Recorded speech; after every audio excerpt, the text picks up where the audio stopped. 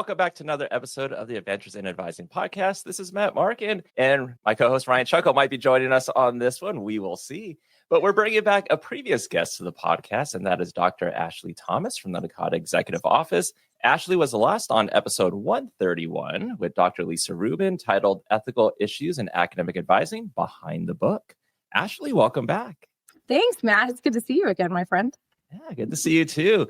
And, so Ashley, this time around, you're back to have a chat with us about a topic that's near and dear to you, and that's discovering your why and how an individual's purpose can align with their life and their work in academic advising. So ready to dive in? I am. This is my heart, my passion. So I'm super excited to chat with you today about this. I guess the first question really is going to be, tell us about how this, came about, this being like your passion. Yeah. So back in 2018, before I had joined the NACADA Executive Office, I attended the annual conference in Phoenix. And during that conference, I guess I didn't realize that I didn't know what my purpose was at the time, which is pretty common. But I attended a session at that conference where the presenters talked about kind of this idea of purpose and alignment with your work and those types of things. And they walked everybody. So at the very beginning, they asked, what if people were to ask you what your why was or what your purpose was, what would you say? And so they said, write that down. And then they walked us through this framework that Simon Sinek has put together called Finding Your Why. And at the end of that, we had not a super deep, because it was only an hour session, but we had a deeper statement that really kind of encompassed what was the most important thing to us. And I just remember thinking, wow, this is completely life-changing. Like, I finally understand kind of it gave me so much insight into my own life, right? Like why I was passionate about academic advising, but then even into like my relationship with my husband, why I parent my kids the way that I do. Like I had so much more understanding of myself and my passions and those types of things. So that was kind of the spark, right?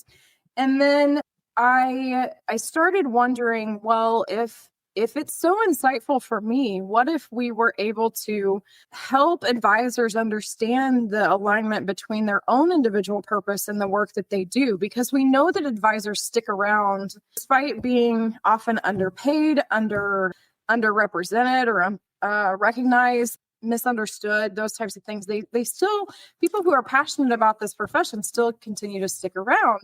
And so there's got to be something going on there, right? And so I started wondering about that.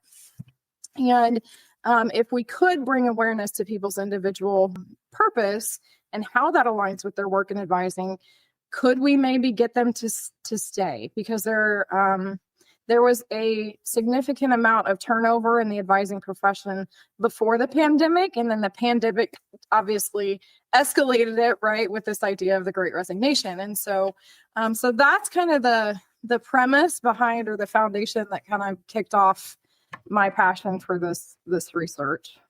You were talking about the Great Resignation, and I know like for a few years, a lot of topics related to the Great Resignation was like the wellness of academic advisors, the wellness of staff. But it almost seemed like the wellness part was, when it was discussed, it was kind of almost like very superficial level. But for you, it's kind of really diving in more into what that wellness is. Yeah, absolutely. Because there's a lot of research out there that shows that there are positive implications if you understand or have awareness of your purpose, right? And so things like if people understand their purpose, they tend to eat healthier, they tend to exercise more, like all of these physical. And then when we think about mental and cognitive types of benefits, there's actually studies out there that show people who understand their purpose have more cognitive longevity. Illnesses like dementia and those types of things tend to be held off a little bit and so those are pretty significant, right? But then when we look at the research, there was a significant gap in just literature out there about purpose in life and higher education. And so we know that people are often very passionate about what they do in higher education, but that why wasn't necessarily there. There had been some research studies done on professions like priests, which, given that purpose, the idea of purpose in life is founded in theology, that makes kind of sense, right?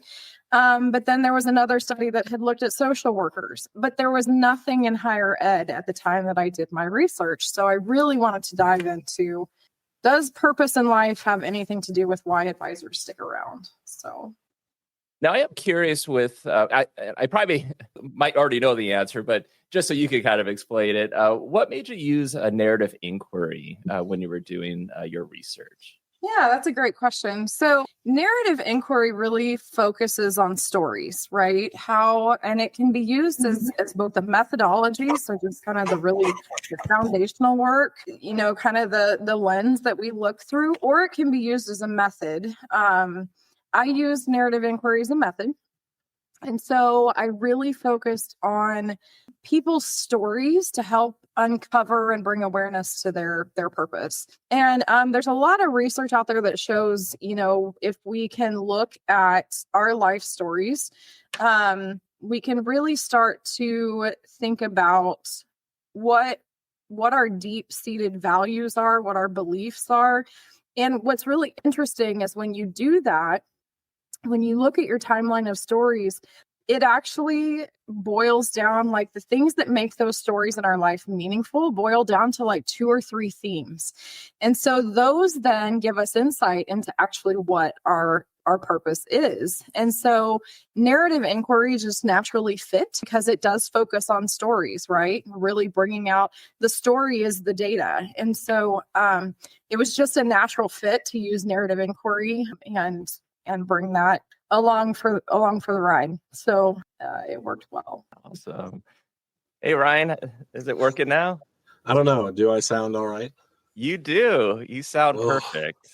Well, I don't feel perfect, but I appreciate your patience with me and letting me jump in here despite the technical difficulties. One of the things that I was interested in looking at your dissertation, and I don't know how much you talked about the process and all that kind of stuff, but one of the things that I found interesting when any time you look at any type of inquiry published, especially, and you see the structure of it, I understand the alignment of narrative inquiry and this concept of somebody's purpose in life, especially given Simon Sinek's work around why and the way he approaches it. So I'm familiar with the dissertation and the structure of it and sort of the methodology of it, and in particular, really fascinated by its application to understanding what it's like to be an academic advisor. Yeah, I appreciate that. First of all, I appreciate that you read it. I don't even think my family members have read it, but. I appreciate that. But yeah, it was really just a natural fit. We all know and love Peter Hagen, and he was really instrumental in kind of making this connection between narrative inquiry and academic advising. And so we got to have a lot of great conversations with him about this. And so that was really helpful in kind of honing in how I was going to use that methodology. Yeah, it's funny, like when you share with family and friends, and usually it's like, "Oh, that's great," and then here it is if you want to read it. Maybe if I have time, right? Which is never. Right. I just got busy. I planned to. It's still on my list. Well, one of the things that I was curious about was the section on the cost of advisor turnover. As an administrator myself, I think there's a real lived experience, which might be considered anecdotal. And so I wonder if you could share a little bit about looking into those ways of understanding turnover, burnout, and the effects of, let's say, somebody not really living out their purpose. Absolutely. Yeah, that's a great question. So there's some literature out there that we all know that there's kind of these there's different types of costs that come with, advisors turning over, right? And so we think about the hard costs, which are typically about 40% of the cost that's associated with somebody leaving the organization. And so when we talk about hard costs, those are actual dollars that we lose in the process. But the other 60% is actually soft costs or indirect costs. And so those are things like the time that it takes to recruit, hire, and onboard, a new employee, the time that you're taking away from other employees and their jobs to participate in that process, the lack of institutional knowledge that is leaving, or the institutional or organizational knowledge that's leaving with that employee who has decided to leave the organization. And so, there's significant cost from the organizational standpoint. But then when we think about the students and the impact on them, I know when I was an academic advisor, the number of students when I started at each of the institutions that I advised at, they had been through multiple advisors before they got to me. And when we think about the NACADA core competencies, the relational aspect, so that relationship between the advisor and the student, is one of the most foundational pieces of advising in the profession. And so when you have an advisor that a student has built trust with and built rapport with, and they have that relationship, when they leave, it's broken and they have to rebuild that with somebody else, which takes time and trust building and all of those things. And so it's not just at an organizational level that there's costs, there's student success costs there as well. And so, it's when we think about trying to align people's purpose in life with their work in academic advising, both Simon Sinek and other authors have found that when people understand their why, or they understand their purpose in life, they are more satisfied in their jobs. They go home happier. All of these things. And then there's one really significant study out there that looked at a significant population in Mexico and found that when people understood the alignment between their purpose in life and work, their turnover intention was significantly different, like less. And so when we put all of that together, there's definitely indications that we should be looking at this for academic advisors. And you will have some people that they're just going to leave, right? I'm at Kansas State University. We have a fort that's very close to us. And so we have a natural turnover with the military, right? Because they're constantly moving. And so there's going to be people that are going to leave regardless of what you do. But the people that want to stay, when we look at trying to align their purpose with the work that they do, there's significant indicators that say that this is a way to do that. And so I think it's important. Yeah. And so, there might be someone listening right now that might be like, that all sounds great, but how can I do that? So I guess, what's your advice? What are ways that, let's say, academic advisors can maybe discover and clarify their purpose and alignment? Yeah, I think that the first thing is going back to those stories, right? And thinking about those narratives, looking at a timeline of your life and and this is what I did with my participants in my study. I asked them, just like Simon's framework, I asked them to come up with a timeline of stories that were meaningful to them. The key piece being meaningful. They didn't know a lot of times when we think of things that are meaningful, we want to add logic to that, right? And so I made it very clear with people, don't add logic. Just if you've got memories that stand out to you, put those down. That's what I want to know. Don't think about it. It's a gut feeling. And so make that timeline of stories. And then one of the other key pieces to it was finding what I call an unbiased partner. So somebody that doesn't know your stories. Because Matt, if you and I are best friends, then you probably know most of my stories, and you're gonna fill in gaps that I wouldn't necessarily say, right? And so having somebody that is unbiased, that doesn't necessarily know you super well, allows them to just listen to the stories that you were telling them. And so their job, and they don't have to be an expert. There's nothing really no requirements for that unbiased partner other than to sit and listen with an open mind. And their job is to come up with, help you identify, not come up with because you're the expert in your life, but help you identify what those themes are that resonate through all of those stories. And like I said earlier, it usually boils down to 2 or 3, which is kind of mind-blowing.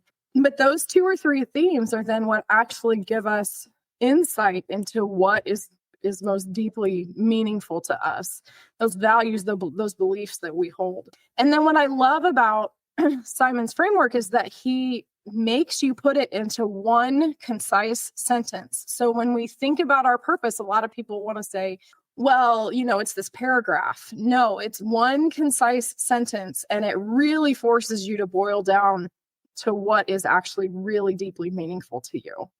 So that's my challenge to academic advisors, my empower you to do that work and be intentional about it, because it is pretty eye-opening.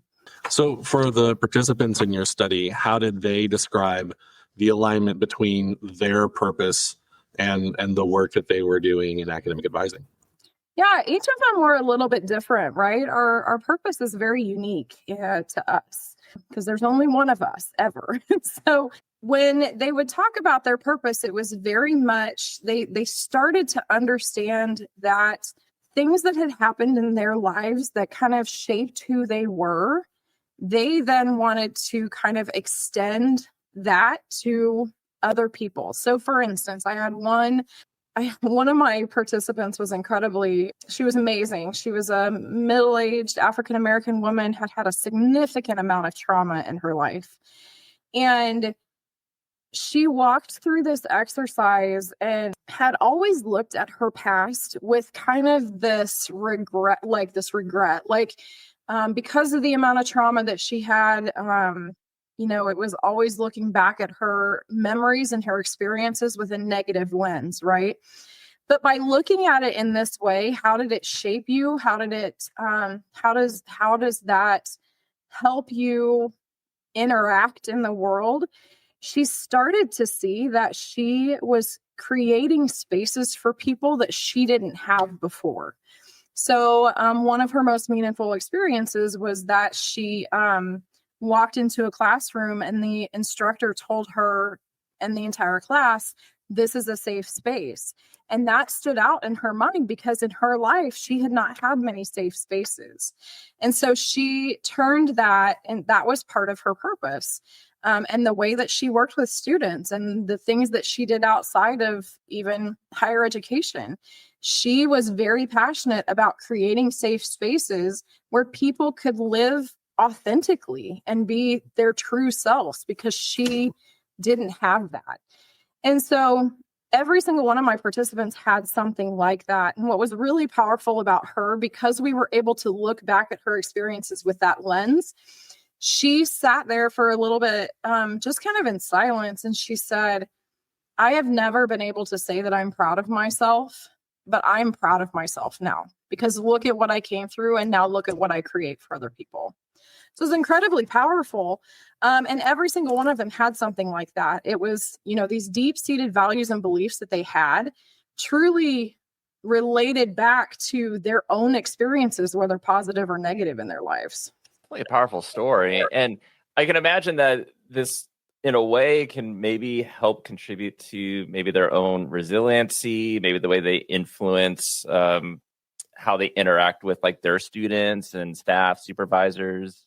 Yes, 100%. They, a lot of them, once we came up with that very concise statement, that very clear purpose statement that just really hit them in the heart, right?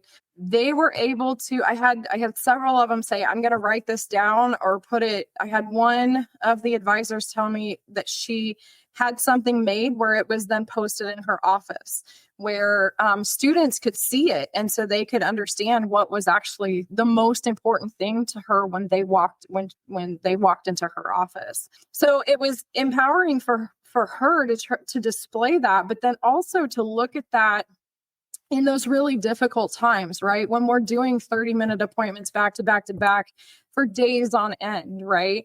And you feel like you're answering the same question for the 1,000th time, right? Or you've got that one student that just doesn't click, right? Something just doesn't click. And so in those really difficult moments, whether it's with a student, whether it's with a team member, whether it's with an institutional policy that you don't necessarily agree with, they were able to look back at that concise purpose statement and say, this is why I do what I do every day. This is why I'm passionate about what I do. And so, yes, it created this resiliency and this grounding almost of, in those really difficult times. But they also were able to use it in ways that I wasn't necessarily expecting. They really were able to look at that purpose statement and consider their job and whether or not their current job aligned with that. And some of them said, yes, yeah, that I'm absolutely doing what I should. And some of them were like, I'm not doing anything that aligns with that. So in those moments, it was actually really interesting. People were like, oh no, what do I do now? Now I should follow my own advice, but I don't even know where to start. And so we would kind of start having some of those conversations, and that's where we get into like life coaching and stuff like that, right? But yeah, so it was kind of this like revelation of, holy crap, now I have to do this thing and I don't know what to do, right? So. Well, the time that we spend, diving into any of these concepts, to the extent that you have to for a dissertation, there are definitely ways of thinking about it that come out that might be thought of as misconceptions or misunderstandings. And other than how we often want to explain our life's purpose in like novel format, not as simply as whatever, were there other misconceptions or misunderstandings that somebody might have when they think about their life's purpose? Yeah, I think there's two that immediately come to mind. One, I kind of had already alluded to, like when you think about your purpose, sometimes it's not necessarily all sunshine and rainbows, right? Sometimes our purpose reveals itself in our darkest moments. And so it was interesting when people would be like, I'm so sorry, this is not a happy story. And I'm like, no, that means you're engaging with the process. That's what you should be doing. But the other misconception that people often have when you ask them what their purpose is, 9 times out of 10, they will talk about their how or their what. And so when I did this exercise back at that 2018 annual conference, especially people in helping professions tend to go to, I like helping people, right? That is our how or our what. It's not our why. And so it really takes deep internal reflection to get to that why. So that's one of the misconceptions when we think about purpose, is that it's deeper than what we typically think, right? It's not just helping people. Helping people is a way that you live out your purpose. There's something deeper there. So that I think is the biggest misconception about purpose. We often think about the what or the how, not necessarily the individual why. Yeah, I could see people listening to this going like, I think our advising unit or our advising team should have like a workshop on this. And, because, there's definitely those misconceptions that you're talking about. And I guess it kind of leading into the next question, it could be, what steps can a supervisor or an institution level, like what can be done for a supervisor to support their advisors, or for an institution to support their advisors? Yeah, that's a great question. And that really was the crux of like looking into this, right? My first piece of advice is it really starts with intentional time, right? So giving advisors the space and the time to really reflect, whether it's through having trainings or whether it's, having them pair up, within a team or something like that, and going through an exercise like this so they can start uncovering what that purpose is and understanding what the alignment is between their purpose and the work that they do every day. As an administrator, I think it would be really powerful to have some of these conversations with individual team members. If I was an administrator or a supervisor of advisors, I would be doing that in my individual one-on-ones. It may not be a full-on, like there's other things we're going to have to discuss in that hour, right? When I'm connecting with my staff, but a quick check-in not only gives them that intentional time and reminds them of grounding themselves in their purpose and the work that they do, but also shows them that you deeply care about them as the individual, right? We spend a lot of time focusing on our students, which is what we're there to do. But when we talk about well-being, we have to really focus on those advisors as well and what they're doing in their day-to-day job that's meaningful to them. The other thing that I think is really powerful in this is seeing what advisors are doing. And, many advisors do a lot of different projects and things outside of just their work with students. They may be in charge of orientation. They may work with athletes. They may, all of these things, be on committees and things like that are outside of the unit. Intentionally asking them what of those projects aligns with what you're most passionate about, or your purpose, what about these projects is deeply meaningful to you, and allowing them the space to engage in those projects or find those projects or come up with things that they, be innovative, be entrepreneurial, be those things. I know there's not a lot of space and time for that sometimes, but sometimes just that little, like I said, that genuine care or allowing them to engage in that work is impactful. So we've shared a couple of things about the journey, incorporating these concepts into our understandings of academic advising and what it's like to be an advisor. But was there anything that surprised you that you found as you moved through this? Whether it's somebody deciding maybe the job they're in right now isn't fitting their purpose or whatever. Is there anything else that you found noteworthy or unexpected? Yeah, I love that question, because there were a couple of things that I think, and I kind of touched on a couple of them, like people's feeling like they needed to apologize for their purpose or, their stories that they had. That was really that's not something I was expecting, because for me, stories they're just our stories. But I think there's such a strong concern for how people are going to view us, that it was difficult for them to bring out some of those difficult stories. And there were people that got very emotional through this process, but that was something that was so critical. That's one of the things one of my findings, emotions were so critical in this process, because in order to understand the meaningfulness behind a particular story or a particular experience, they had to reconnect with the feelings that they felt in that process or in that experience. So we would talk about not only those feelings in that they felt at the time, but now looking back, what were the feelings that they felt now? And so that was one thing, just kind of these really deep feelings that came out, and the need to apologize for those feelings and those experiences.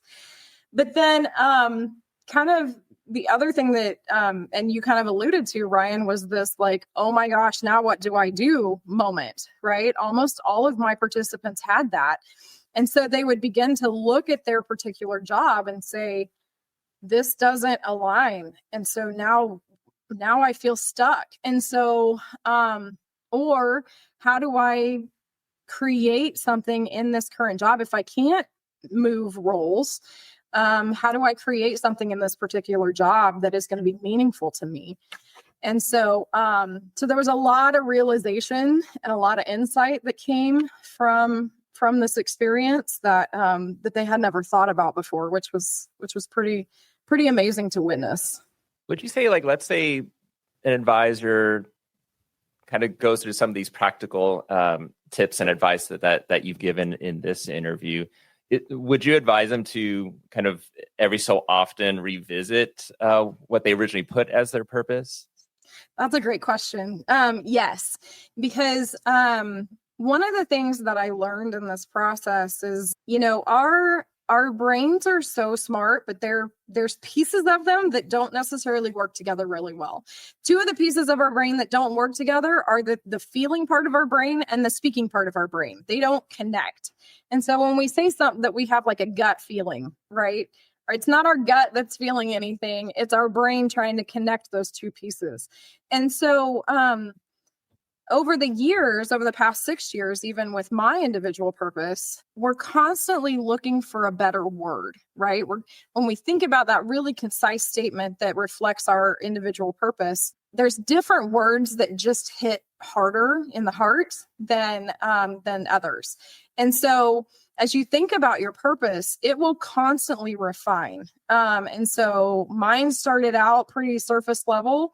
And over the years, in having these conversations with people, or even doing this work with my participants or with other individuals through my coaching, they will say a word and I'm like, oh my gosh, that's exactly the word that I need for my own purpose, right? So yes, I think there's a ton of value in going back and looking at the words that you're using.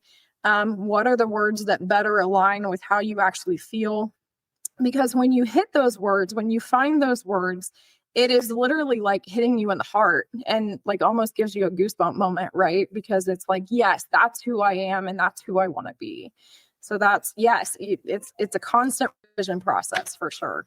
Well, we all know the benefit of reflective practice as well as advisors, spending time thinking through not only our own experiences and how they shape our sense of purpose, but what we've learned from them and how they can affect and guide our interactions with students. I imagine there's some people who might be listening to this saying, I know some students who need this, and our advisors are so quick to make application with their students. But I'm kind of curious what your thoughts are about taking these perspectives and maybe applying them in a more student-centered approach. Yeah, that's a great question and something that I actually thought about and tried to do when I was an academic advisor, kind of starting out with this idea in mind. When you think about a student that is just coming out of high school, they're 18 years old, these types of conversations are probably going to be a little more difficult, right? Because at that point in their life, they've had life experiences, some probably more than others, depending on their background. But as an 18-year-old, they're really just trying to figure out kind of college, right? They're just kind of navigating who they are and how to get through the day with work and life and, college and all of these things. And so you can have some of these conversations with those kind of more traditional students.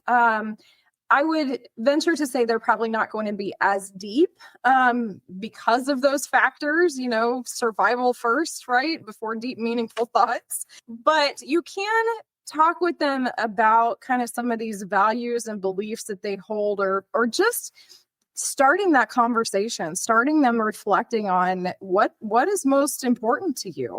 And a lot of times at that age, they're probably going to say, well, I want to have a good paying job, or I want to, okay, those are kind of what and how types of things, but what's the why behind that, right?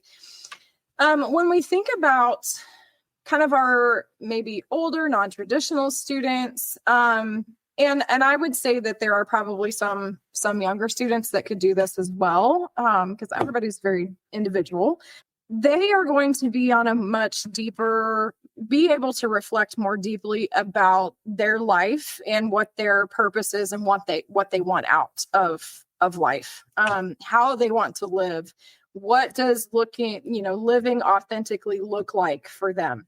And so I did try and have this conversation with a student that was kind of what I was talking about, that like 18, 19-year-old, and she just kind of glazed over really fast. So I think that it really depends on the student. It is really individual. But regardless of where they are in their kind of development, I think that it's easy and it's important for us to start asking them to reflect on some of these things, because it can bring a tremendous amount of insight into who they want to be, what they want to be out of, what they want to get out of life. And as we wind down with the interview, one of the answers you had mentioned coaching, and we were curious to know, since the last time you were on the podcast, what's new? Yeah. So I still am managing editor for NACADA. I love my work with NACADA. I get to work with people all over the world. But last month, I actually completed my first module of becoming a certified life and executive coach. And I launched my business that's Elevana Coaching and Consulting. I have some clients that I'm working with right now that we're trying to figure out what their purpose in life is. And then once we get past that, kind of what are their energy blocks that are keeping them from living their full authentic self confidently. And so I do that on an individual level. In the next month, I will actually be one of less than 50 people in the world that are certified by Simon Sinek as a why coach. And so I'm super excited about that. I'm actually going to get to meet Simon, which is going to be amazing. And so I will be certified as a why coach towards the end of August, which I think this will already, be coming out soon. And so yeah, I love this work. And that's what my coaching business is. So very cool. Well, Ashley, this was a fabulous interview. A lot of great tidbits, a lot of nuggets of information that I think listeners will gain from this. And congratulations on the coaching and having your clients already. Thank you so much for being on the podcast again. I appreciate it, Matt. Like I said, this is my passion and my heart. So I thank you for allowing me to come and visit about it.